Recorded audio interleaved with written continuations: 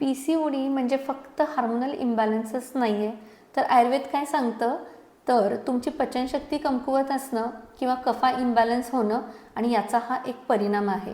PCOD असा शब्द आयुर्वेदात नाही आहे, पण आयुर्वेद सांगतं की ही एक अवस्था आहे ज्याच्यामध्ये कफ वाढतो, अग्निमंद्य असतं आणि आमाची निर्मिती होते. आणि जेव्हा तुमचा अग्नी मंद असतो किंवा तुमचं पचन व्यवस्थित होत नाही, तर शरीरामध्ये आमाची निर्मिती होते आणि हा आम वाढला तर तुमच्या सगळ्या सिस्टीमवरती त्याचा परिणाम होतो. तसंच तो बीजाशयावरती पण परिणाम करतो आणि त्याचं जे काही काम आहे त्याच्यामध्ये तो बिघाड आणतो. आणि मग आम वाढला तर शरीरामध्ये कफा इम्बॅलन्स होतो. कफा इम्बॅलन्स झाला तर तुमच्या शरीरामध्ये सिस्ट तयार होतात आणि मग तुमचे पाळी अनियमित व्हायला लागते.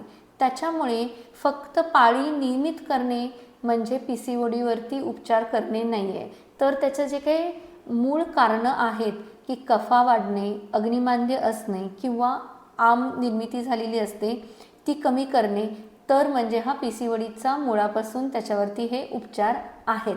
तर जर तुम्हाला तुमचे हार्मोन्स नॅचरली जर बॅलन्स करायचे असतील तर कमेंटमध्ये तुम्ही मला PCOS टाईप करा.